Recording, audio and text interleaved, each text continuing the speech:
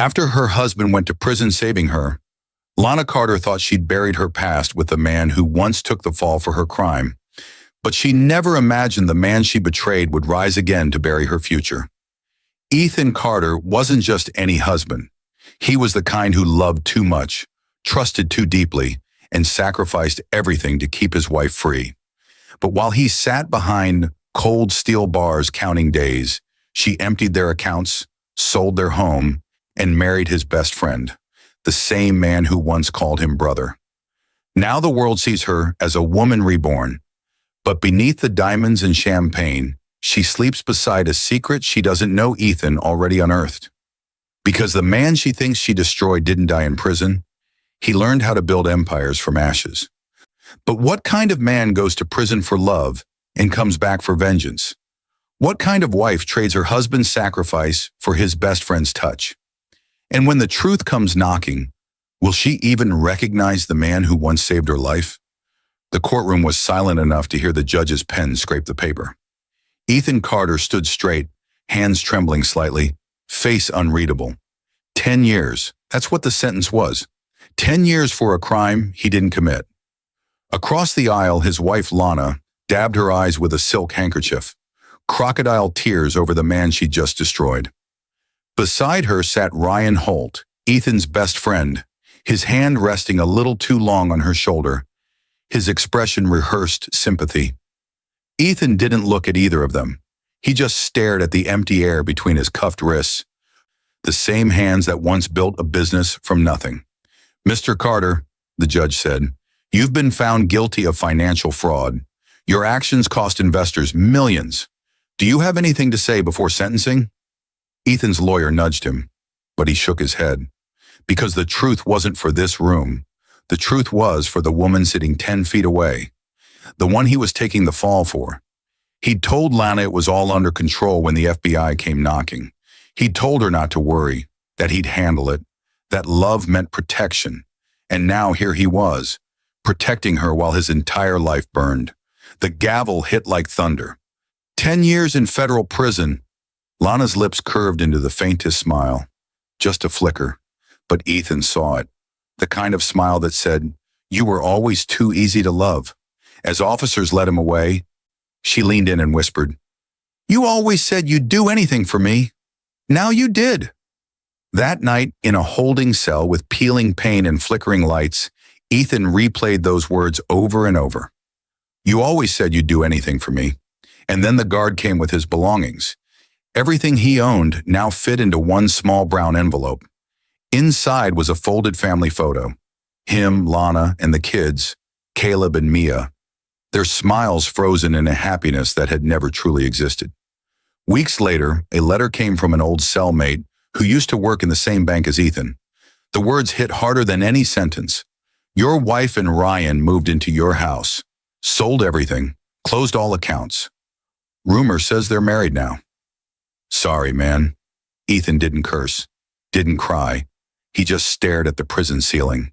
In that cold silence, something inside him shifted. Not rage, not despair, calculation. If he'd gone to prison for her sins, then she'd pay for them in ways she couldn't imagine. He whispered into the dark, "You took everything I had. I'll take everything you are." And with that, the quiet man the world pitied died, and the man who would rewrite justice was born. Ethan Carter had spent 3 months learning how silence could cut deeper than sound. In prison, words meant weakness. Eyes meant everything. The day he arrived, he was still the man who believed love could justify anything, even 10 years behind bars for a crime he didn't commit. But prison stripped that illusion fast. The first night, he was jumped by 2 men trying to steal his watch. He didn't fight back, he observed. He watched how power moved. Who controlled cigarettes? Who fixed the guards' radios? Who traded favors for protection? The rules of the outside world didn't matter here. The currency was leverage. He started small, helping inmates write appeals, reading legal codes late into the night. His cellmate, an old accountant named Victor, once whispered, "Men like you don't belong here." Ethan smiled faintly. "Men like me end up here when they love the wrong woman." Victor laughed. "Then stop loving and start learning." He did. Ethan began mapping Ryan Holt's financial empire from memory. Every offshore account, every investor, every secret deal he'd ever helped manage. He wrote it on scraps of paper, folded them into Bible pages. Every night, his rage turned into focus. He replayed that day in court. Lana's fake tears, Ryan's hand on her shoulder, that whisper, "You always said you'd do anything for me. Now you did." But beneath the hatred, there was discipline. He didn't scream. He didn't promise revenge to anyone. He just smiled, that quiet smile of a man who'd stopped bleeding and started planning. By his second year, Ethan was tutoring inmates in finance. They called him the professor. One guard, Officer Briggs, respected him enough to sneak him newspapers. That's how he saw it. The headline, "Ryan Holt Investments Expands into Real Estate with Lana Holt as executive partner." The photo showed Lana in a red dress, smiling beside Ryan in their former mansion, the same home Ethan had built. That night, he stared at the image for an hour before carefully folding it. "Enjoy it while it lasts," he whispered, "because I'm coming for every brick." He began writing letters, not to Lana, but to contacts from his old network. He pretended to forgive her, to accept his fate. He asked polite questions about market trends, about technology startups, seeds. Every letter was a chess move. Then came Detective Nora James, a woman from his past, once a friend in college. She visited him, skeptical. "Why'd you confess?" she asked. Ethan said nothing, just passed her a single paper. "Follow the transfers before my conviction." When she left, she said, "If you're lying, I'll find out." Ethan looked up slowly. "If I were lying, I'd still be rich." Months later, Nora returned with eyes wide. "You didn't move the money, Ethan. Lana did." He exhaled, slowly, almost smiling. "Then I guess you know who deserves to be in here." That night, for the first time in 3 years, Ethan slept soundly. Not because he was free, but because his revenge had finally found direction. Ethan Carter stepped through the prison gates with a duffel bag and 10 years' worth of ghosts trailing behind him.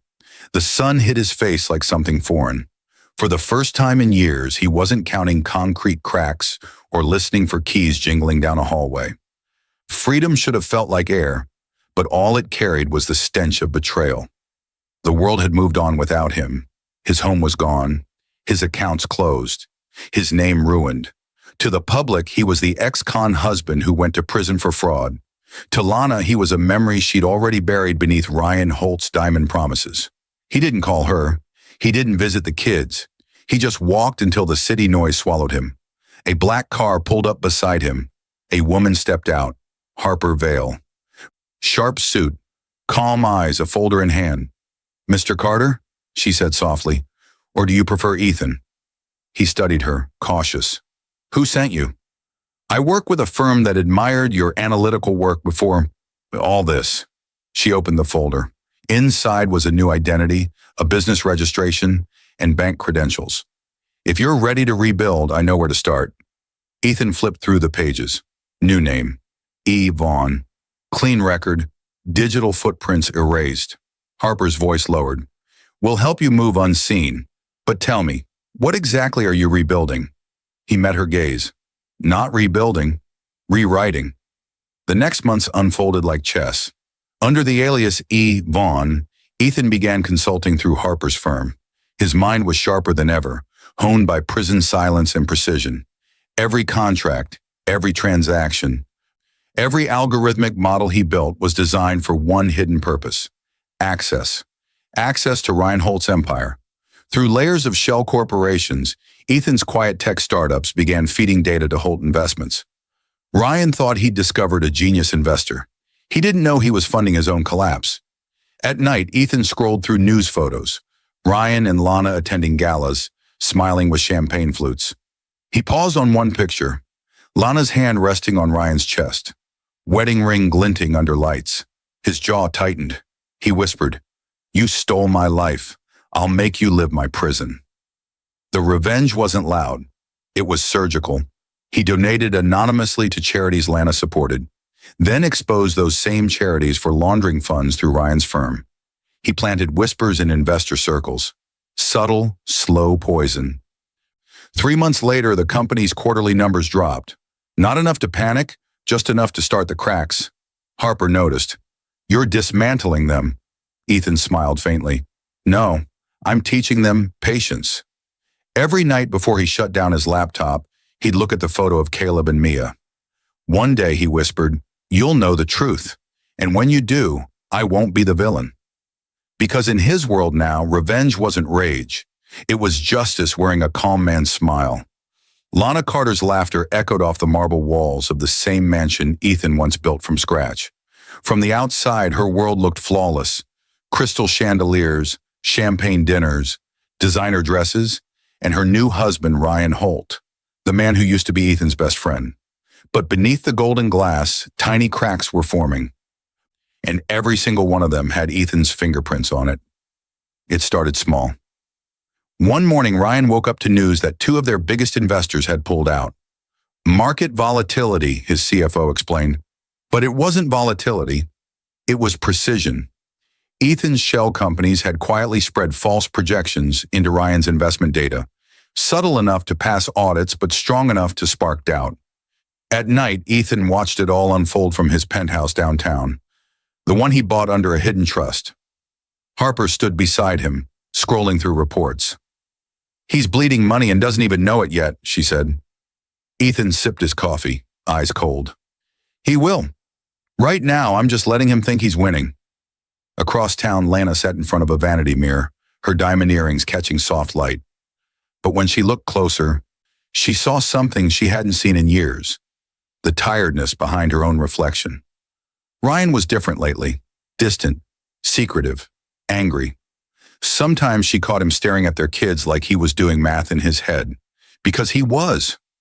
A week ago, an anonymous envelope had arrived on Ryan's desk. Inside were DNA test results, his own handwriting forged perfectly, proving that Caleb and Mia weren't Ethan's children. At first, he thought someone was blackmailing him, but when the second envelope came, this time with Ethan's prison photo attached, the message was clear. He knows. Ryan didn't tell Lana. He just poured another drink and whispered, "He's supposed to be gone." That same night, Lana scrolled through her phone and saw a social post trending. Ex-convict Ethan Carter launches innovative fintech firm, a rising phoenix in Dallas. Her glass slipped from her hand, shattering on marble. The headline burned into her mind. Ethan was alive, free, and building again. In the dark, she called Ryan. "He's out," she said, voice trembling. "He's back." Ryan went silent. So, she snapped. "You framed him, Ryan. He could destroy us." But Ryan only laughed bitterly. "Lana, you're the one who forged his signature." Silence, just the sound of her breath catching. For the first time, the cracks between them weren't hidden. They were spreading fast. Miles away, Ethan closed his laptop, watching the same article rise in the algorithm. His company name glowed across the screen. Vaughn Industries, the silent predator stalking its prey. He whispered, "Now they'll start to see what it feels like when your world begins to rot." And the next phase of his revenge had just begun. Ryan Holt's reputation had always been his fortress. Sharp suits, sharper deals, and the illusion of control. But lately, that fortress had started to crumble. Subtle rumors circled investor circles. Journalists were suddenly asking questions about missing funds, and a once loyal board member had resigned for personal reasons. Ryan blamed everyone, competitors, markets, even Lana. Never once did he imagine the ghost he betrayed was the one pulling the strings. Ethan sat in a dimly lit office late that night, Harper typing silently beside him. On the screen, a dozen fake accounts posted articles exposing Ryan's company's shady dealings. Anonymous sources, digital fingerprints untraceable. The data wasn't fabricated. It was weaponized truth, carefully timed leaks. "Tonight's the charity gala," Harper said softly. "You could confront them there." Ethan's lips curved slightly. "No, let them dance first." At the gala, flashbulbs erupted as Ryan and Lana stepped onto the red carpet. Cameras loved them, the power couple who'd rebuilt after tragedy. Lana sparkled in silver satin, smiling like a woman who'd finally won. But inside, her chest thudded too fast. For weeks, strange letters had been arriving, each one containing something from Ethan's past. His watch, his cufflinks, his prison ID. No note, just objects. Tonight, as she held her champagne, a waiter approached with an envelope. "For you, ma'am?" She frowned, opening it. Inside was a single photo.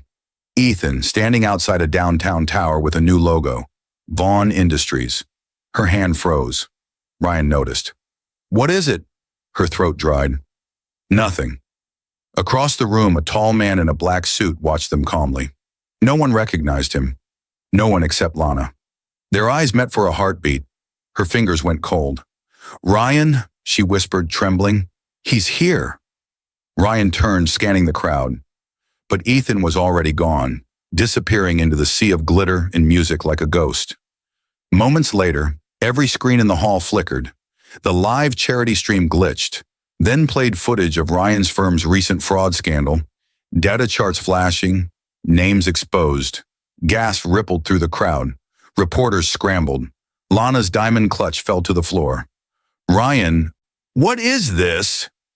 Ryan's face turned white. "Who did this?" Ethan walked out of the building as security chaos erupted behind him. Harper waited by the car. "Was that the first strike?" Ethan looked back at the glowing skyscraper. That was the warning shot. Back inside, reporters swarmed. Ryan's investors were watching the live feed from their phones, furious calls already flooding in. And Lana, her makeup streaked, her hands shaking, could only whisper one name, Ethan. That night, Ethan stood alone in his penthouse, city lights reflecting in his eyes. "Let's see how it feels," he murmured, "when the applause starts fading." And somewhere in her mansion, Lana knew, whatever Ethan Carter was planning next, it wasn't just revenge. It was justice wearing a tailored suit. Ryan Holt had built his marriage like a brand, high gloss, zero truth. But now that brand was rotting from the inside. Investors were gone, clients restless, and his wife's laughter had become something sharp and brittle. He drank more, slept less. And lately he'd been seeing Ethan everywhere. His name in headlines, his eyes in dreams. One morning a delivery arrived at their mansion. No return address. Inside was a sleek black box with a note, "For the children's memories." Lana smiled faintly, thinking it was some expensive toy order. But when she opened it, 2 DNA test envelopes fell out. Her breath hitched. On top was a photo, Caleb and Mia at school, Ethan standing in the background, watching quietly from the parking lot. She screamed. Ryan rushed in, snatching the photo, his face drained of color. "Where did this come from?" "I don't know," she whispered. "He's stalking us." Ryan's hands shook as he opened one envelope, Caleb's results, then the next, Mia's.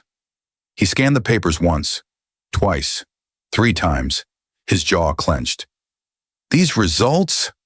His voice cracked. "Ethan's not their father." Lana froze. "Ryan, that's insane." "Don't lie to me," he exploded, slamming the papers against the vanity. "You said you ended it with him before we—" He stopped, breathing hard, staring at her with disgust. "You used me." Her voice trembled. "I loved you." "No, you used both of us." The room went silent, except for the sound of Ryan's glass shattering on the floor. That night, he slept in the guest room. Lana stayed up till morning, staring at the empty space beside her. Across the city, Ethan watched the scene through the hidden camera feed from their living room. Harper turned to him. "You really went that far?" Ethan's tone was quiet. "No, I just showed them the truth they buried." Harper studied him. "They'll destroy each other. That's the point." By the next week, tabloids exploded with scandal. Rumors surround Holt family. DNA leak raises questions.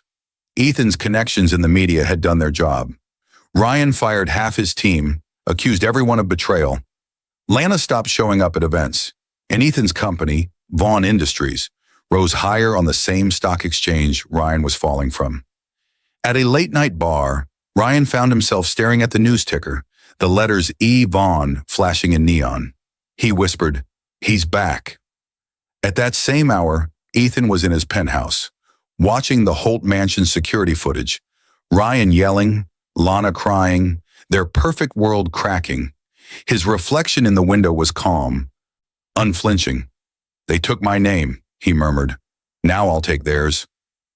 And that night, while rain poured down over Dallas, Ethan Carter, now E. Vaughn, smiled for the first time since prison. Because for the first time, revenge had a face.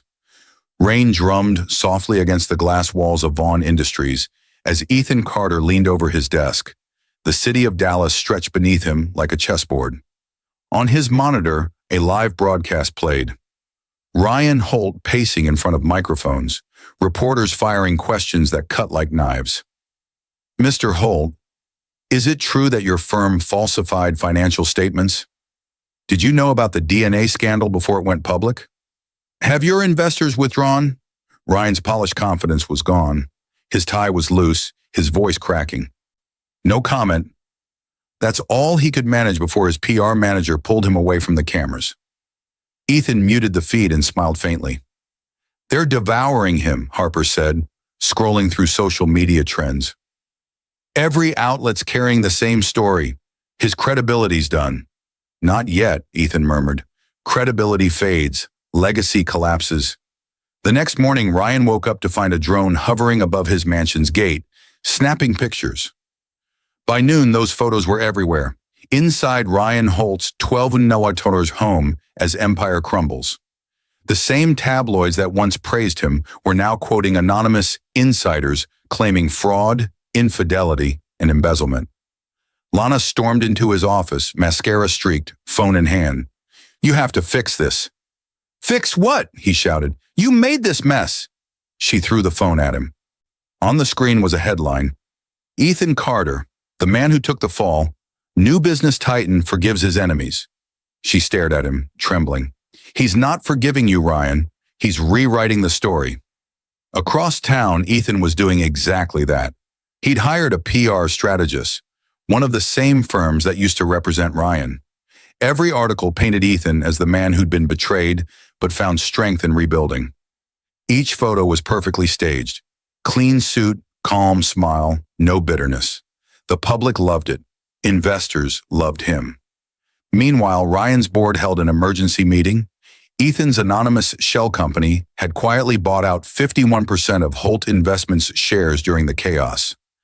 By the time Ryan realized what had happened, he no longer controlled the company that bore his name. The news broke that afternoon. Ryan burst into their bedroom, face pale.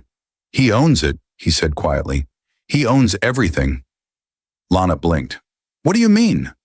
"I mean, our company, our name, our house. It's all his now."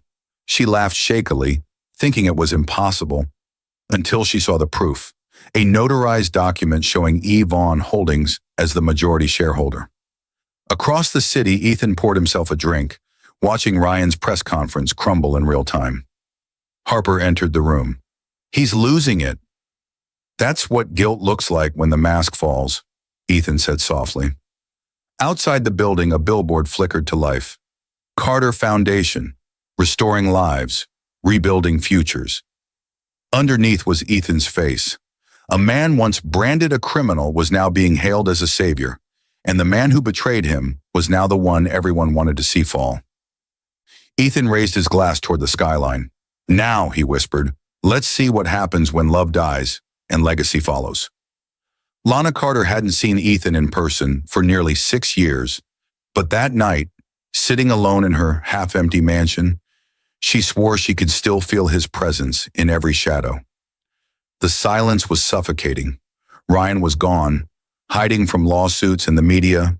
The children were at her mother's house, and the only sound in the house that used to echo with laughter was the slow tick of the grandfather clock Ethan once restored by hand. A car stopped outside. Tires crunched against wet gravel. Lana looked through the window, heart hammering, as a black sedan pulled up. A tall man stepped out, dressed in a dark coat, moving with quiet precision. She didn't need to see his face. Some part of her soul already knew who it was. The knock came soft, 3 times. She opened the door. Ethan Carter stood there, older, sharper, eyes calm but unreadable. The rain glistened on his coat, but he looked untouched by it, as if the storm belonged to him. "Ethan," her voice cracked. You're here." He studied her in silence. Then, "Nice house. Looks familiar." She swallowed hard.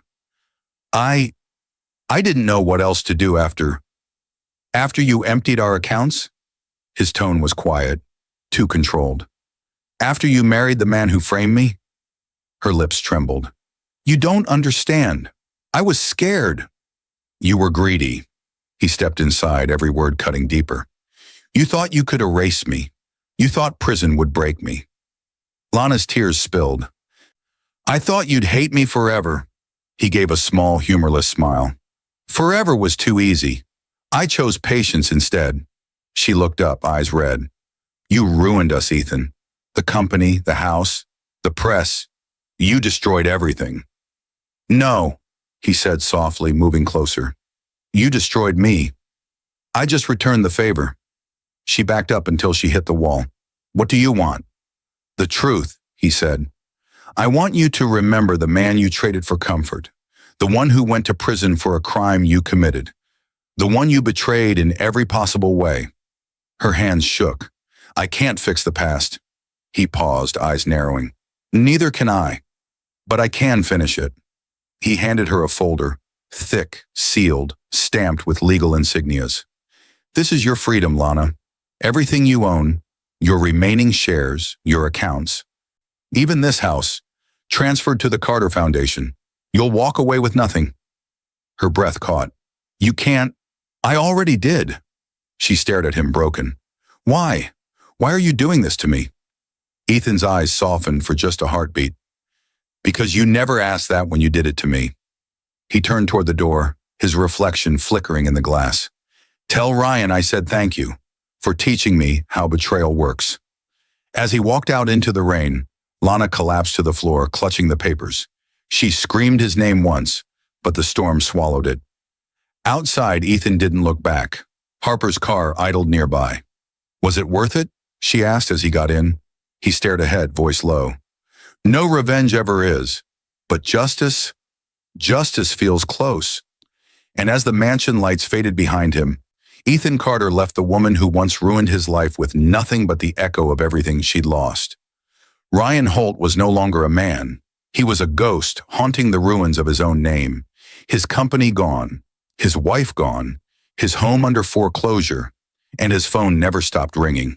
Not from friends, but reporters, creditors, and lawyers clawing for the last pieces of what used to be Holt Investments.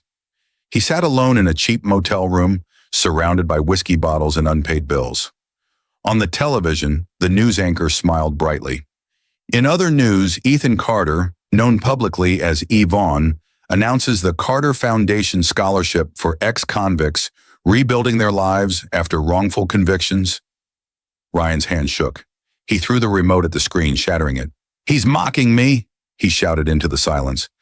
But Ethan wasn't mocking him. He was finishing him. That same morning, a convoy of news vans gathered outside Ryan's old corporate headquarters. Ethan's legal team had called for a press conference. Ryan, broken and furious, showed up uninvited. The building he once owned now bore new golden letters: Carter Equity Holdings. When Ethan stepped up to the podium, cameras flashed. Calm, poised, immaculate in a charcoal suit. He didn't look like a man who'd spent years behind bars. He looked like vengeance personified. 7 years ago, Ethan began, his voice steady, I was imprisoned for crimes I did not commit. I lost everything, my freedom, my home, my name. But from those ashes I rebuilt, not with revenge in my heart, but with clarity. Ryan pushed through the crowd shouting, You ruined me. You stole my company. Ethan didn't flinch. He simply turned to the cameras. Ladies and gentlemen, this man here, Ryan Holt, was the one who helped frame me. The evidence is public now. The FBI has reopened the case. Gasps rippled through the crowd. A reporter turned toward Ryan. Is that true, Mr. Holt? Ryan's face went pale. He's lying. He's manipulating you. Ethan's assistant handed the press folders, bank statements, digital transfers, recordings of Ryan's conversations with federal investigators. The same system Ryan used to destroy Ethan was now weaponized against him. Within hours, the internet exploded. Ryan Holt Exposed trended across platforms. Videos of his breakdown went viral. Investors denounced him publicly. By sunset, federal agents arrived at his motel. As they handcuffed him, Ryan muttered, "You won't win? Ethan, you're no better than me." Ethan watched from a distance, Harper beside him. "I didn't need to be better," he said quietly. "I just needed to be smarter." Later that night, Ethan stood alone in his penthouse, watching the city lights blink below. He opened his phone and replayed the news clip of Ryan's arrest. His reflection stared back, eyes cold but hollow. "You took my life," he whispered to the empty room. "Now I've taken yours." He poured a glass of bourbon, but it didn't taste like victory. It tasted like finality. He had destroyed the man who betrayed him, but the silence afterward felt heavier than prison walls. He turned off the lights and whispered into the dark, "Two down, one left." Because Lana Carter's reckoning wasn't over yet. The rain had turned the city into a mirror when Ethan Carter stepped out of the car for the last time. He could see his reflection in every wet surface, an image of a man who had lost everything and taken it all back, piece by piece. Tonight wasn't about victory. It was about ending the story that began the day he walked into prison to save the woman standing across the marble floor of the Carter Foundation. Lana Carter had been summoned for a formal settlement discussion. She came dressed in the last of her designer armor, high heels clicking across the polished tiles. Around her were portraits of former inmates, men and women Ethan had helped rebuild their lives. The irony wasn't lost on her. He turned slowly when she entered. No guards, no board members, just the two of them. "Ethan," she said, voice trembling, "please, I have nothing left. You've taken everything." He studied her quietly. "No, Lana. I gave you something I never should have. Trust. What I took back was mine." Her eyes glistened. "You've proven your point. You won. Can't you let me live?" He stepped closer, every movement deliberate. "You don't understand. This was never about winning. You can't win against someone who already lost everything once." She swallowed hard. "Then what is this?" "This," he said, gesturing around, "is your mirror. Every face on these walls, people society abandoned, people who had nothing. Those are the lives you and Ryan pretended to ruin for profit. I built this place to give them what prison gave me, clarity." Lana's lips quivered. "You're still cruel." He shook his head. "Cruel would have been silence. Cruel would have been letting you live comfortably, pretending you were forgiven. This isn't cruelty, it's closure." Tears streamed down her cheeks. "The kids, do they know?" He paused. "They will, and they'll know who their real father is and what kind of woman tried to destroy him." She sank to her knees. "Ethan, please, I loved you once." "For a moment," he said softly, "but you loved what I could give you more." He turned toward the tall glass doors. Outside, the storm had finally quieted, city lights reflecting off puddles like scattered stars. Harper waited by the car, watching as Ethan stopped under the awning, exhaling a long final breath. "Is it done?" she asked. He nodded slowly. "It's over. She'll live, but she'll never forget." As the car pulled away, Lana remained on the cold marble floor, staring at the portfolio Ethan had left behind, a document transferring her remaining possessions to the Carter Foundation, the last act in his brutal, precise justice. In the distance, thunder rolled again. And for the first time in years, Ethan Carter didn't feel hate, only the quiet ache of a man who had finally finished his war. He whispered to himself, "She took my life, my love, and my name, but she'll spend the rest of hers remembering who I became." And as dawn broke over Dallas, the city's skyline glowed against the fading storm. Rebirth painted over ruin, one man's vengeance turned into redemption.